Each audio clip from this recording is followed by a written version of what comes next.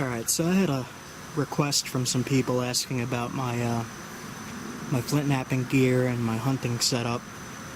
So I'm going to show you everything I usually use for the most part. And I'll show you one thing at a time.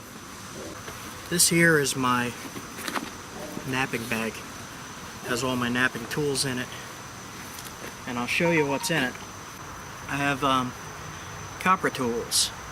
Now this is a called a bopper. As you can see, I used it a lot. This is used to knock flakes off of a larger piece of rock. And you can find these online for pretty cheap. But when I'm not using that, I'm using either an Antler, this one's a caribou, or a Hammerstone. As you can see, there's those same marks in it.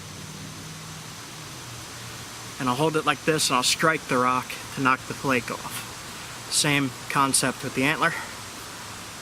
Just smack it, knock the flake off. And I have various copper and bone tools. Here's a solid piece of copper that I use a lot. Here is another Antler I use a lot. And that's for, it's called percussion flaking. Percussion, to hit something. Then there's pressure flaking. Now, to pressure flake, you need something with a tip and a handle. And you're going to push into the rock and down to pop little flakes off to sharpen it. One end is copper, the other end is caribou bone. This is a elk antler with a caribou antler glued in it. I use both ends. I use this to flake, and I'll use this for final work.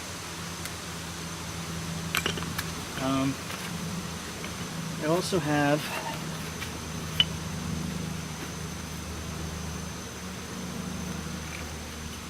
leather and other pressure flakers, just a piece of wood with a piece of copper put in. Now when I say pressure flaking, you'll hold the piece you're working on like that, and you'll just push in like that, straight in and down.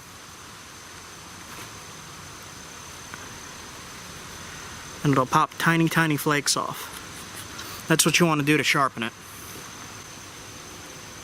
Another important thing you'll want to do is have some kind of a braiding stone, some kind of coarse stone or sandstone. And when you're sharpening something, you're going to want to grind it flat, grind it smooth, so that your flaker has an edge to grip onto. If you don't do that, you're just going to wind up not popping off anything really and just crushing it into dust. But you actually want to be popping flakes off.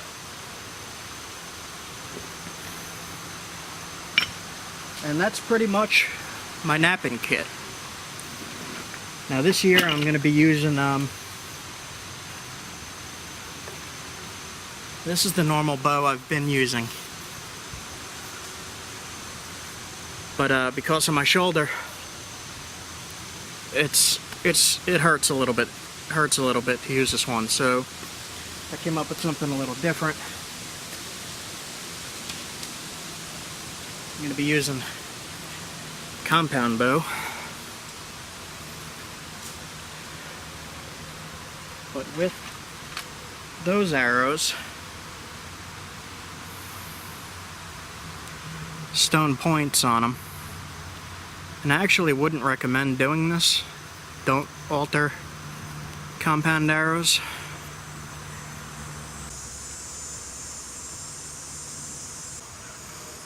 This is just my setup. I'm not suggesting you do this. Don't do this. But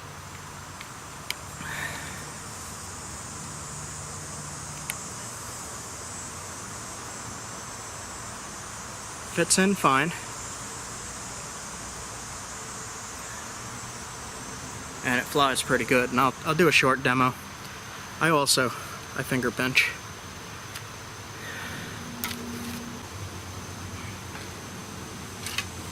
This is a deer leather strap and a possum hide fur inside quiver. And Leia actually stitched this guy up for me and left that on for some reason. So in here I have my bamboo arrows.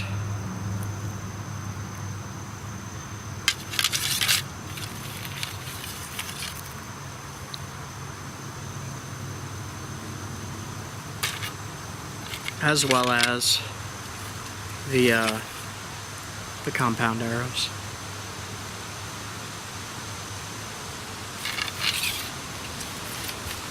And all of these have stone points that I napped off of a lot of people have asked to see like how big those rocks actually are that I gather from the creeks. I'll show you. I have one right here.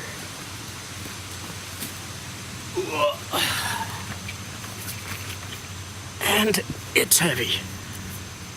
There you go, that's how big those rocks are. See that green? That's the chert. And on the other side, there we go. I mean, you hold it next to my head, you can see how big it is. Alright, so my knives.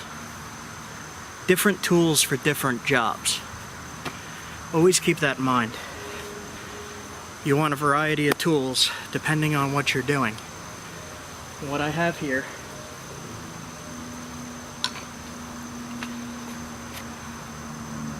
my sheath with a belt loop. Now this is a limestone knife with very little chert in it, but it's very, very, very sharp. A lot of people think you can't nap limestone. This is mostly limestone. This works very well.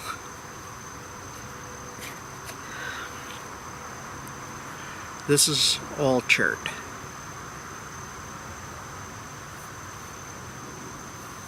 This is one of my favorite knives.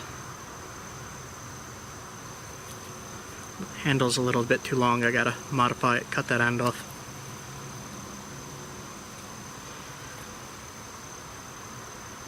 Now those knives are more for like big game.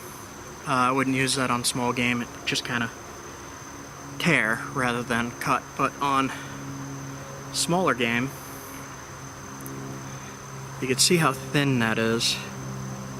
And I leave the edge curved in a little bit so that when I'm working with it, as I'm cutting, I just twist a little bit, and it gets the fur open easy, gets the skin off. Could get in and skin, or if you're using fish, it goes just right through fish like nothing. But this is a Texas rock on moose antler with moose sinew. Still got a scale on there. Oops. There's a scale right there. Let me get rid of that.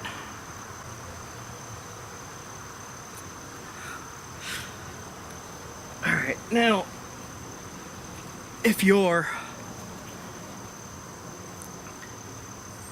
really want to be prepared for outdoors, you wouldn't be opposed to using modern tools. Now this is another knife I have. It's a Damascus knife. Very, very, very sharp, with camel bone handle. This is one of my favorites. I left it out, so I gotta polish that up. I'll just show this side for now. I don't like to let stuff suffer. So when I shoot an animal, or spear a fish, or even catch a fish on a hook, I have a Chert club. Now I make clubs and I make axes. This I use a lot to finish animals off. It's just real easy, like if they're bleeding and suffering, just walk up and crack them. and they're done. But this is inserted into a piece of wood with pine pitch and glued and wrapped with sinew, wrapped really well. I made one similar for the wooded beardsman that he uses on his channel, but his has more of an edge. It's more of a cutting edge, more of an axe, and you could use that to chop at trees, and that won't dull. It's made of granite. This one here is made of flint. This will chip if you're using it in that manner. So granite, it's actually a local pink granite that I grinded with sandstone and water. It took me a really long time to make that one, but it stays sharp and you could use it for a lot of different things. So I figured what I would do is show you the difference in flight between the compound arrows with the flint points and the bamboo arrows with the longbow. So I'll set that up now, and I'll give you a look at what that looks like. Alright, so I'll do two shots. I'll do the shot of me firing on this one, and on my cell phone I'll film the target. So we'll see how that looks. So first we're going to do the longbow, the flint point, turkey feathers, and we'll shoot right into this target.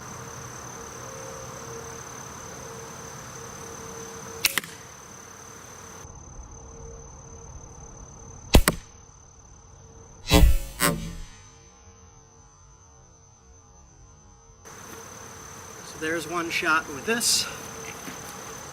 Then we'll try the wider point with the compound. I'll take this arrow out.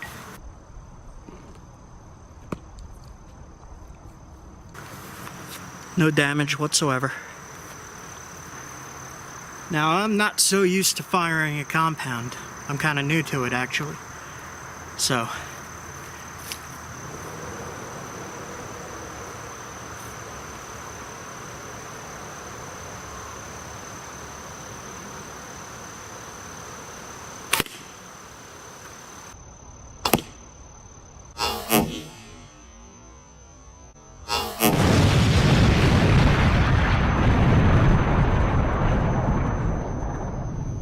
compound bow.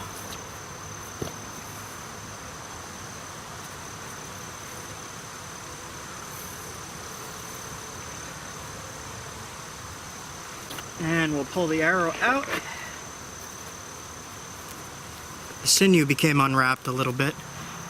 Sinew came off, but it's still glued. It's still in there. It's not going anywhere.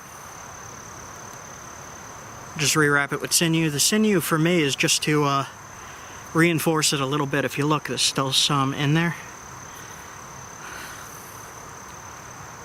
But as you can see, I took this from that creek chert, and I'll actually go back and film that. I took this from that creek chert and shaped that arrowhead to hunt with. And I will be using that this season. Okay, so just one more thing.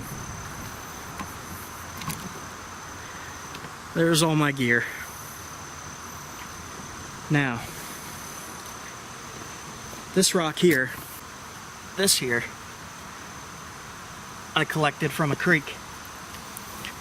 And I actually filmed that in another video, and I'll put the link below for you. And you can see how I get my chert. And you'll see how I make those arrowheads and how I make my knives. And if there's anything else you guys want to know about, feel free to ask. I'll make a video. But for now, I guess that's that.